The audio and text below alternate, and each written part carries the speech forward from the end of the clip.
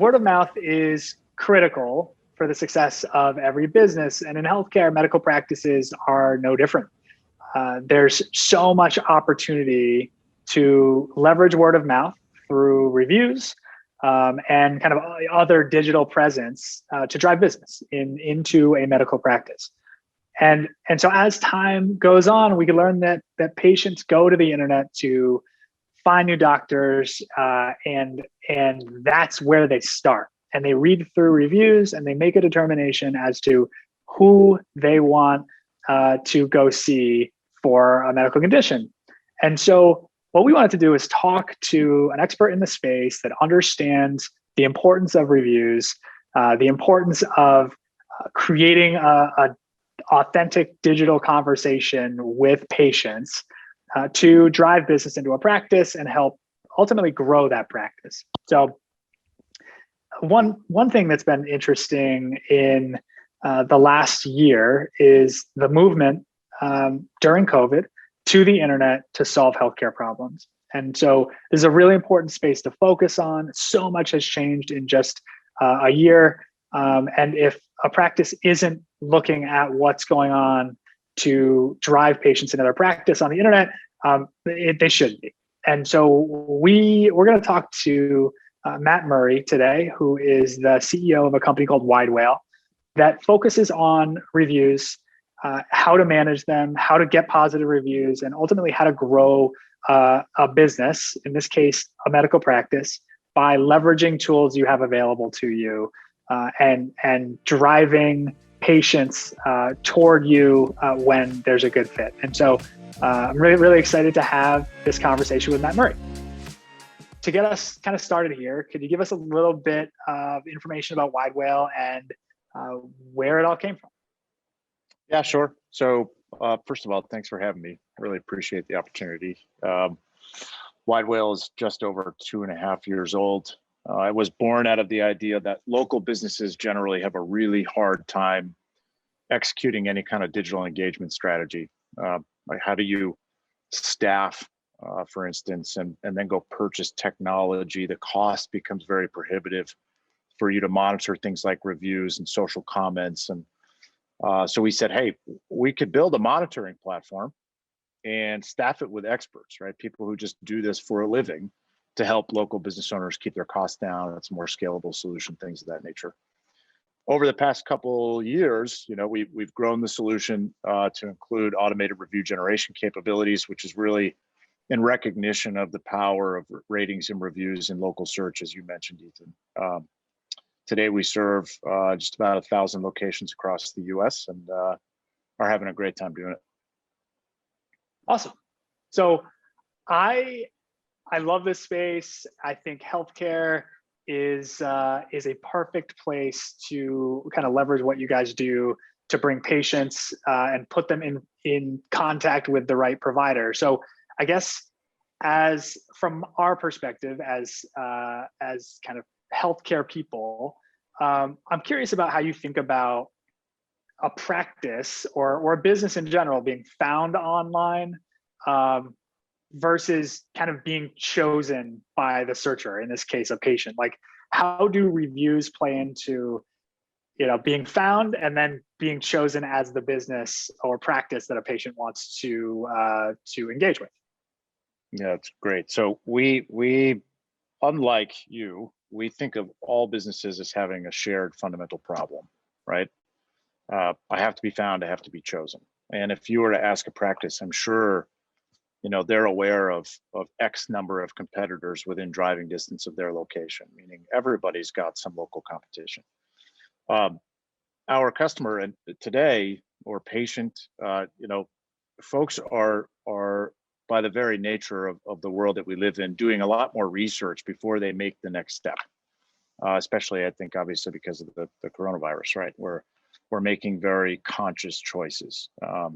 Search volume is up dramatically on Google. Screen time generally is through the roof.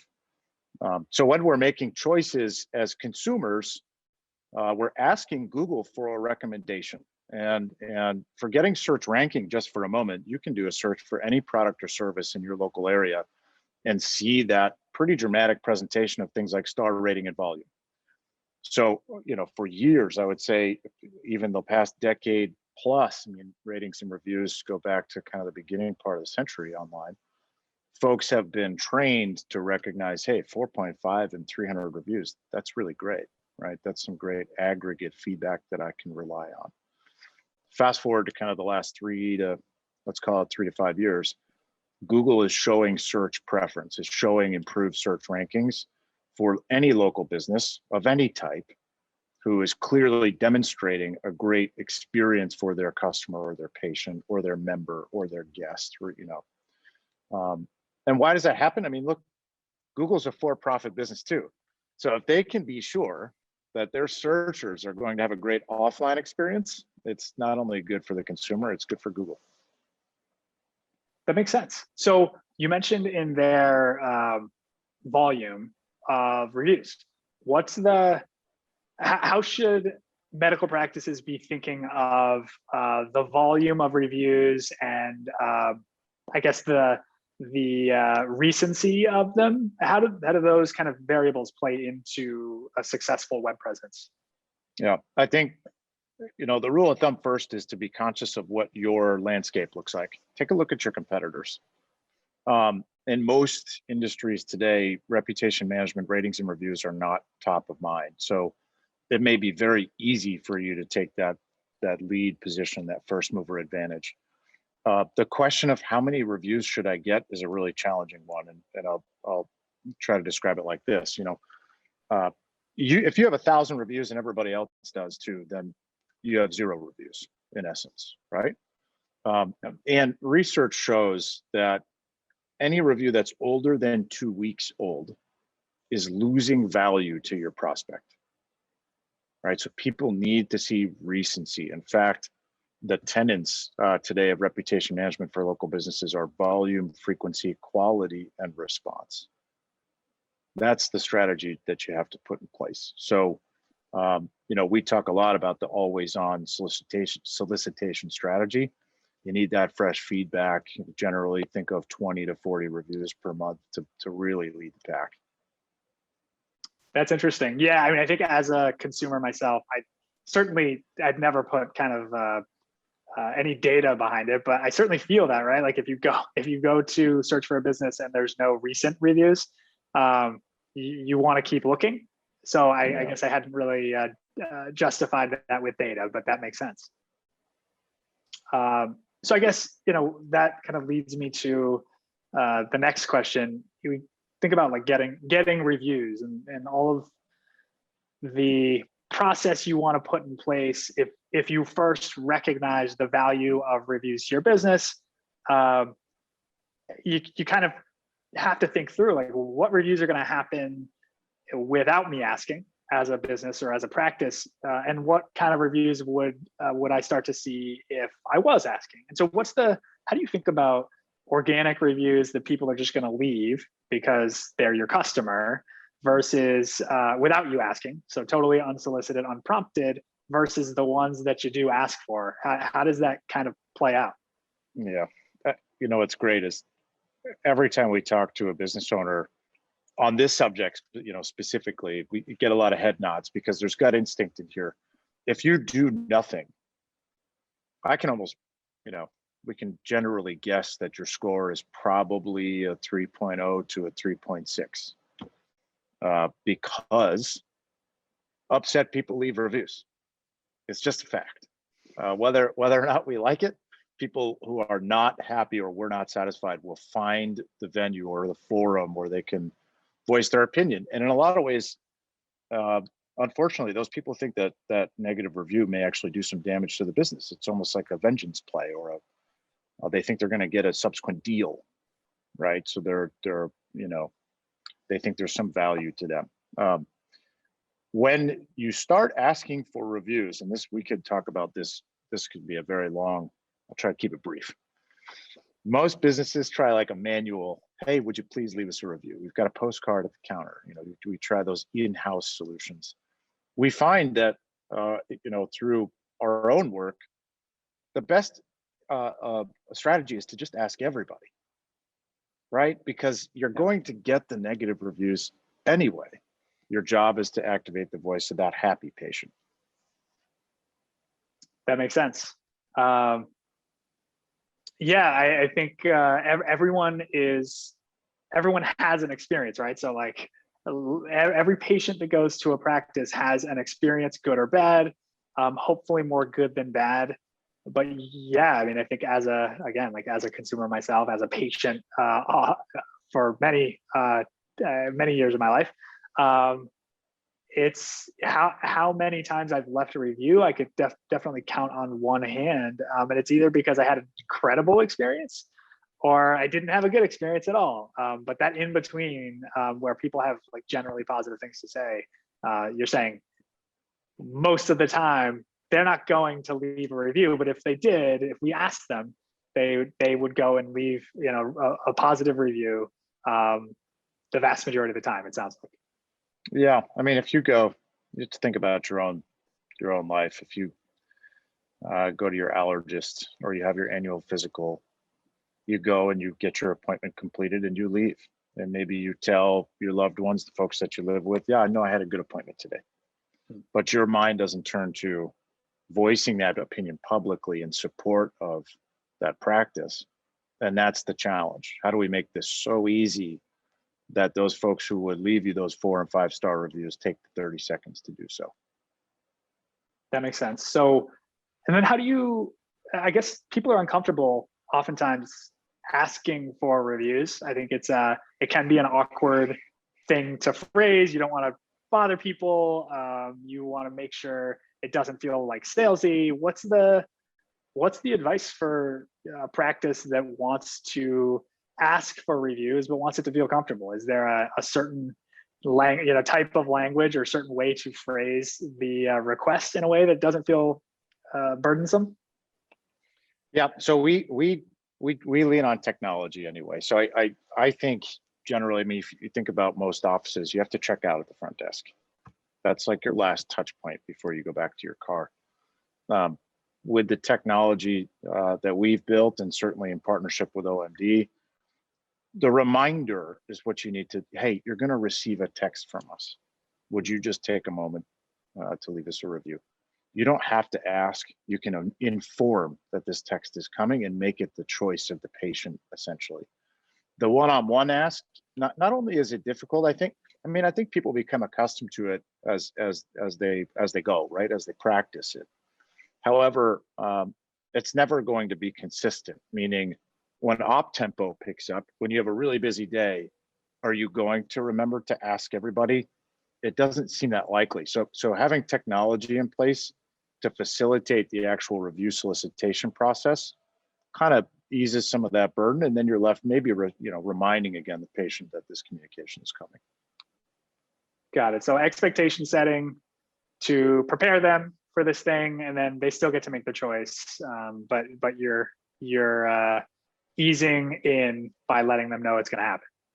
That's right. And we generally see great conversion rates when a business is really upfront about what the next step will be, and that the patient or customer should expect that communication. Got it. That's great. So let's, I guess, kind of move to what happens when the reviews start coming in. I think we can all kind of agree that getting patients to review, certainly based on the data, is likely to drive scores up, which is subsequently likely to drive new patients into the practice. But as these reviews are coming in, what does it look like to effectively manage the good and the bad? How should any practice be thinking about monitoring and addressing reviews as they come in? Yeah, so we talked about volume, frequency, and quality, right? And that happens through your solicitation efforts. The quality of reviews, as a matter of fact, some business owners are concerned that if they ask for more reviews, they might actually damage their score. And I just want to mention that in almost any survey work, there's a phenomenon that the more responses you get, the higher your score will be. Certainly, there's a point of diminishing return. But if you're a 4.0, let's say, and you start asking everybody, there's really great chance you're going to be a 4.5, 4.6 when you're at maturity. Just want to mention that. On the response side of things, timeliness is extraordinarily important. Excuse me. You have to remember first that most people read the last 10 reviews. The last 10 reviews will be your most recent reviews. So if you're taking a significant amount of time to acknowledge folks with positive sentiment, and you're taking maybe longer to get a response out to that upset patient, you're not presenting essentially the best customer experience you could be, the best patient experience for that next person who's your prospective patient. We, as a rule of thumb, we like to say 24 hours. You know, worst case scenario, maybe somebody's really upset. We take some time to research what happened there and give a really thoughtful response. But that should happen within 24 hours. And if you, as an example, you find two businesses on Google, one that responds and one that doesn't, the difference is visual, right? You can feel it just by looking at the business that's got a great volume and frequency, quality of reviews, has a response strategy versus kind of the barren, neglected Google My Business page. Yeah, I think that's a really important point. You certainly see how they value their patients, right? Like if I've seen both ends of the spectrum, I think, where you have someone who's left a negative review and the practice disagrees with that, and then they make that public rather than addressing it cordially, and that never goes well, it seems. And so treating patients the way you would want to be treated as a patient certainly feels like the right move, and certainly taking it offline when, once you've responded, to further address any concerns if you get something that's negative, I think works to kind of build back trust or build back on that relationship where you may have lost something. And doing it in a timely manner is huge. I think there's ways to recover from this stuff. You just have to be paying attention, it seems, and treating your customers or patients well. Yeah, we commonly say negative reviews are a good thing, which is really uncomfortable for any business owner. But you actually recognize, if you ever find a business or a product that's got 1,000 reviews, let's say, and a 5-star rating, a little red flag goes up, like immediately, right? Something they're cooking the books here. So we generally see kind of like 4.5, 4.6 is a great target star rating. To achieve that, you need some less than positive feedback, right? But that's the human side of business. We get the opportunity to show that we really care in the instances when somebody's not that satisfied, and that lends, again, authenticity, and makes the rest of your positive reviews feel genuine.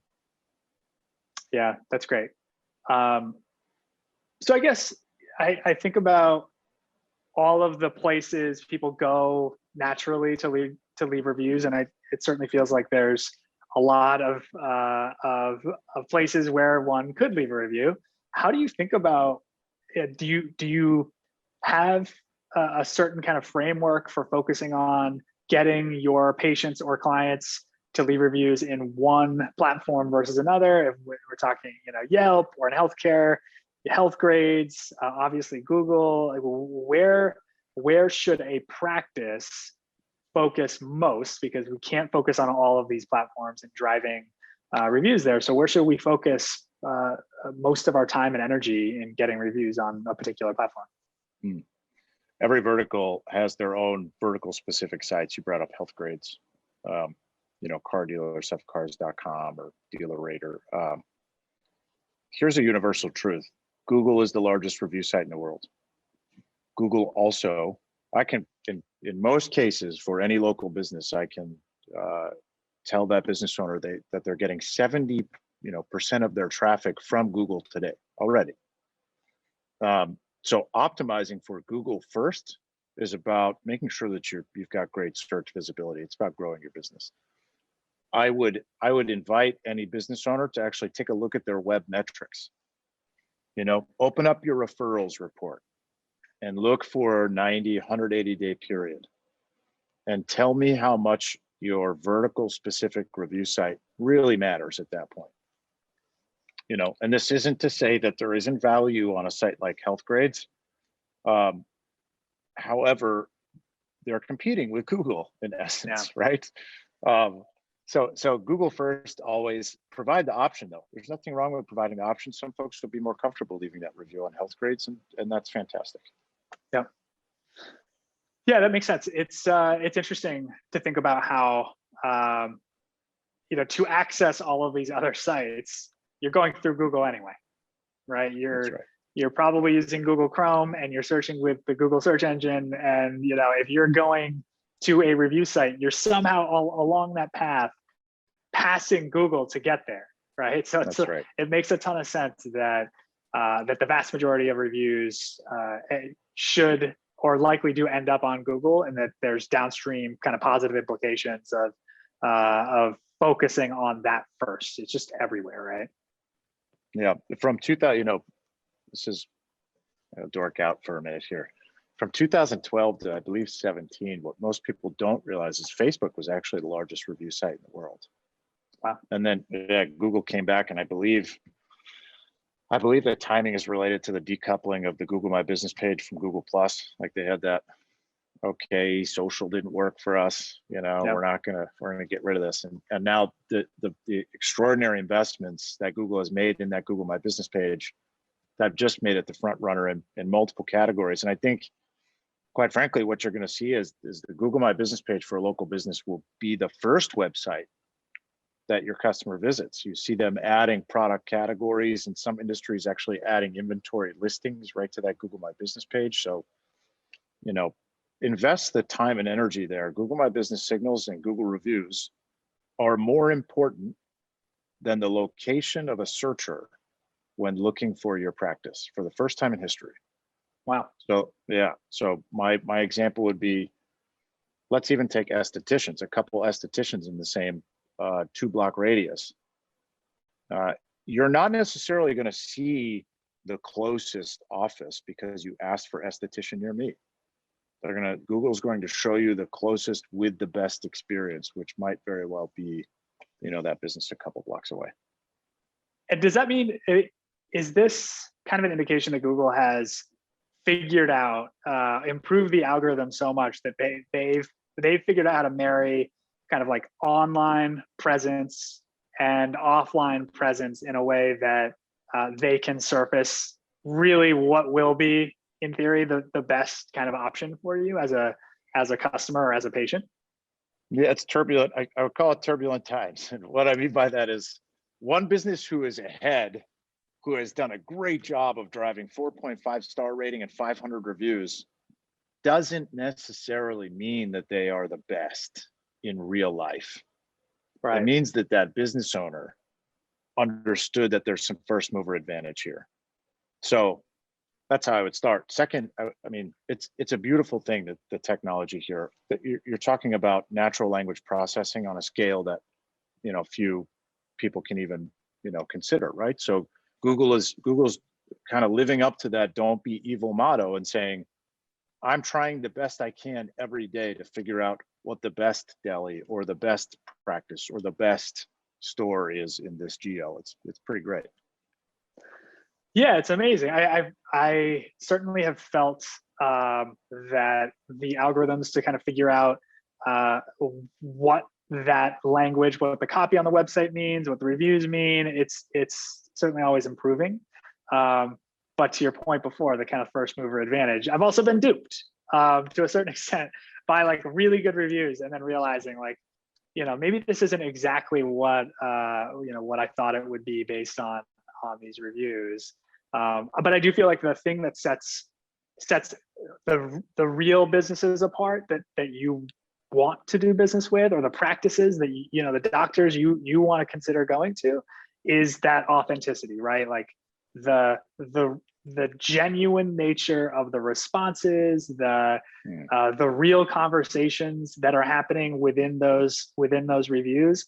That's what tells me, to your point before, you kind of already said this, but like that's what tells me that this is a real thing versus the books are cooked type of situation where it's just too good to be true.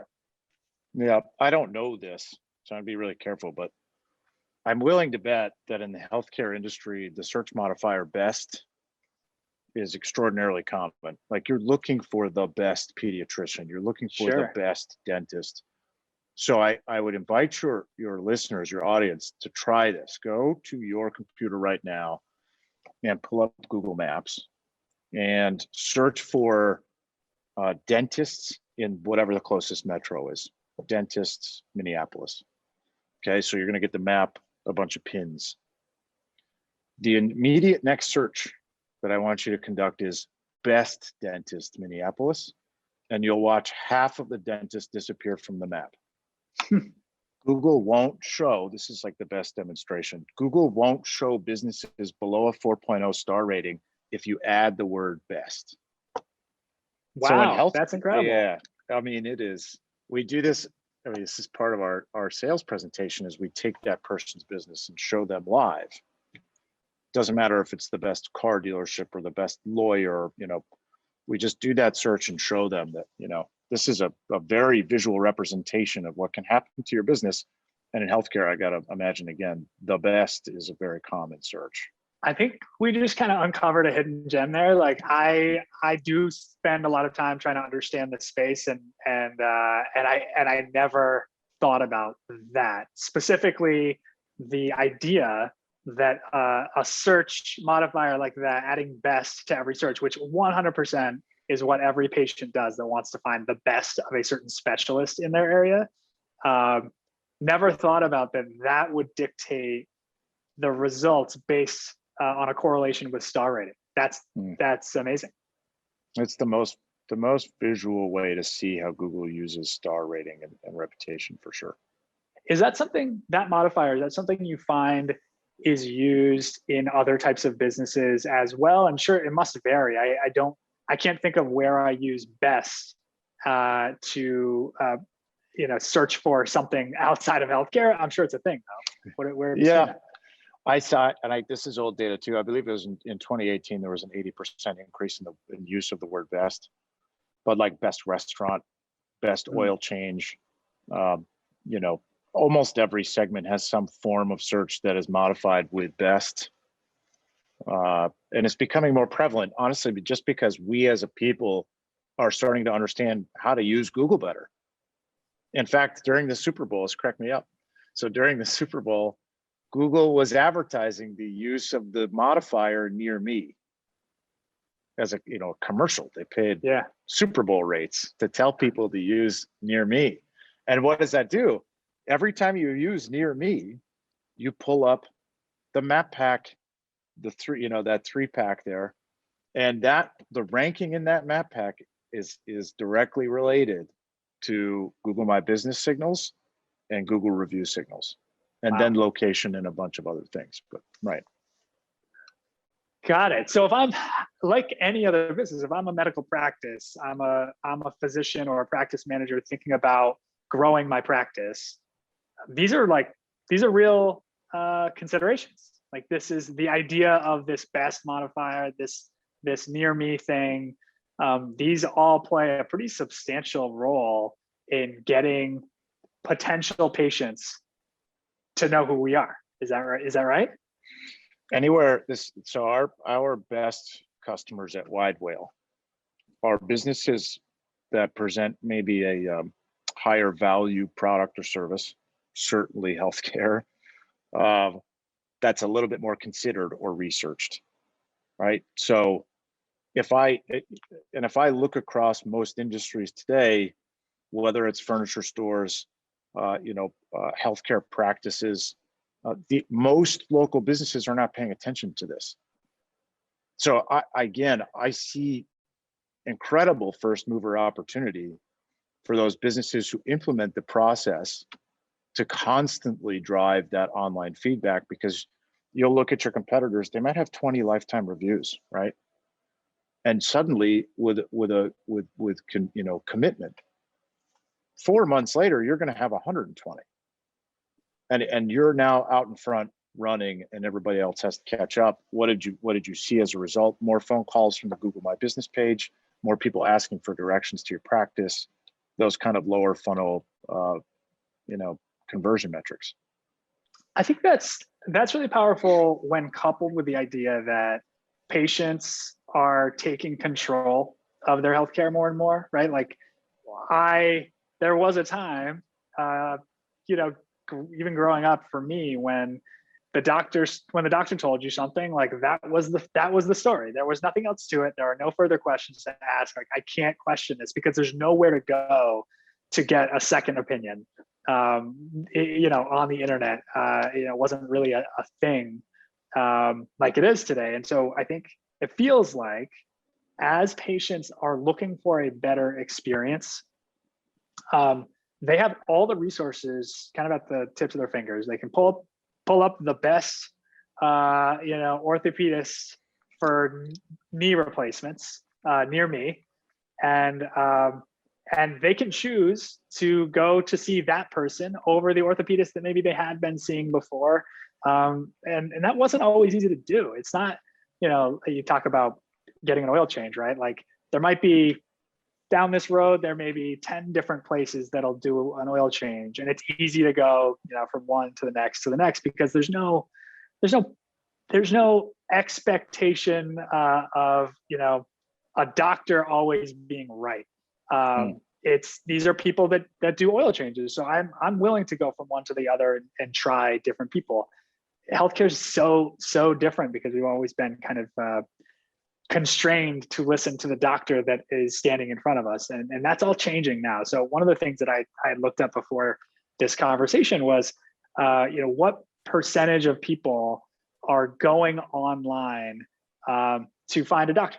And I think it's over half of people that are going out looking for a new doctor are first like going through the reviews to make sure that this is someone that they're even interested in reaching out to. I just think it's such a shift in the way that we've kind of put physicians on a pedestal and never questioned them. And now we're looking at these other data elements that we never had access to before, like the perspective of people like us as patients. So I just find it so intriguing to think about the shift away from doctors that maybe don't focus on patient experience to the ones that do and can prove it with their like authenticity and genuine responses on the internet.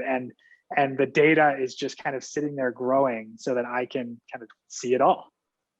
Yeah, there's again, maybe a resource for your audience. There's a woman named Rachel Botsman, who's a fellow at Oxford, who does a lot. She studies trust, the evolution of trust, right? And to sum it up, she basically says, look, trust 200 years ago was local, all word of mouth. I got all my services within walking distance of my home. And then it became institutional. We trust the government, we trust the media, we trust GM, we trust people with lots of money in palatial facilities. Maybe I trust this physician because that's where my parents went.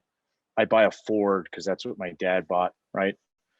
And today, trust is very much distributed amongst our peers, demonstrated by the fact that 85% of people trust reviews as much as personal recommendations, right? So I could ask you, Ethan, where should I go?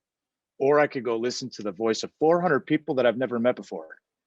They are fundamentally the same to me. Yeah. So a huge shift in sort of trust dynamics generally. Yeah, that makes sense. And I think, you know, there's a devil's advocate kind of perspective on this, where if I'm a physician, I may know that there's a difference between providing you the care that you need to make you healthy, and the perception of that being the same thing as providing a good experience or like good bedside manner. And I think there's this, you know, the scary thing I think for a lot of practices is anyone can leave a review, and that review doesn't necessarily have to be tied to whether you are healthy or not. That review may be more about whether they felt like you cared, or you were providing a good experience, or you had good bedside manner, or, you know, any of those things. And I think those are all important things, but I think there are a lot of physicians and other clinicians that they are focused on getting you healthy, and they may miss some of those other things, but man, they got you healthy. Like they figured out what you needed to get figured out, and they still, you know, maybe didn't get the review they thought they needed because maybe the bedside manner wasn't where it should be. So it's really interesting, and I'm sure that applies in other industries as well, but certainly in healthcare, that's what I've heard from physicians over time, from time to time, where it's, they're doing their best, and they're great doctors, but they may have some things to improve. It just, those things are represented through the lens of the patient, which doesn't always see things the same way. Yeah, I mean, you learn, fortunately or unfortunately, in some cases, you learn about the whole customer experience. So you may be a fantastic doctor with a rough billing process. Yeah. You may have a practice where the waiting room is just chronically cold, where the bathroom isn't as clean as it could be. These things, these little points that a patient's going to have with the business, are amplified in reviews. And the converse is true here too. You're going to hear about how great your facility is, how wonderful the receptionist is, but you have to be open-minded, especially if you've never offered the opportunity for folks to leave that public feedback, that you're going to hear about ways that you could improve that have nothing to do with the care that you provide. Yeah, that makes sense. I certainly see a lot of healthcare is crazy. Most medical practices, everyone's running around, very, very busy every single day. And so it's easy to miss some of those pieces of the experience, especially because there's always a handoff or multiple handoffs. You walk in, you check in at the front desk, maybe a nurse, he may take you back, take your vitals, hand off to the doctor, and she does her thing. Then you get handed off to the checkout area. You talk to the billing folks. Like, there are so many handoffs, and so there's oftentimes a lot of opportunity for improvement in those different areas, and there's no one looking at each area as a part of this entire visit and what it means for the patient as an experience, right? Yeah, this is the feedback loop, and it's very beneficial. I mean, if you try to do this privately, so what most businesses have done for years is try to send email-based private feedback surveys. And these aren't one question surveys. These are 10, 20, 30 questions, but they're email-based. And what we're all seeing is the declining open rates in email, therefore less feedback. Is this data statistically significant anymore? That's not going to be the best source of data moving forward. Like, we need to make this very quick and easy. Let's get a couple comments from this person and send them on their way. And then we aggregate and identify opportunities for improvement. That makes sense. Yeah, I always have the best intentions when I get the feedback surveys. Sometimes it's in a piece of paper. Sometimes it's in an email, and then I open it up. It's like, oh, this is 30 questions. And I always tell myself I'll get back to it and never do it. I'm sure I'm not the only one. It's every time you buy a car, think about these crazy packets you get. It's like how many people really do the whole thing? Right. Not many, I don't think. Right. No. So, all right. Well, I think, one of the kind of final questions as I think through this review process, there are so many things we've talked about that are helpful in guiding us in how to think about getting reviews and managing reviews. I think there's probably a whole list of things that you, and all of what you know about this space, which is a lot, like, you would probably have like a top 3 list, I'm guessing, of like things not to do. Is that something that you have off the top of your head? Like, if I'm a medical practice, like, what are the things I should absolutely not be doing as it relates to reviews? Yeah, if you can't, the very first, because I don't want anybody to end up on the news, or, if you can't control your emotion in response to an upset patient, don't respond, for crying out loud. Especially on Facebook. Facebook allows for the threaded conversation under a review. You'll never win. There's never going to be a positive outcome there, because everybody else will go to the defense of the patient.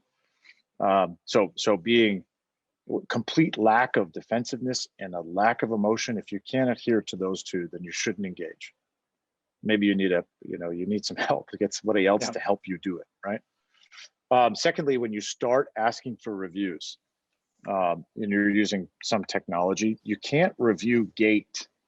So review gating is against Google's policies. It's against Facebook's policy. I mean, it's just against review site policies. What that looks like some of your listeners, your audience will be familiar with this, is there's a probing question first that goes to the patient that says, did you have a good experience? Yes or no?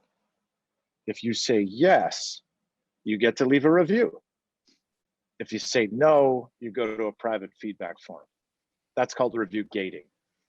Being a violation of the review site policies, if let's say Google figures out that provider is review gating, they will wipe out reviews from your Google My Business page. So you might have spent a year gathering up, you went from 50 to 400 and you're so excited, and you go back to 200. Very painful.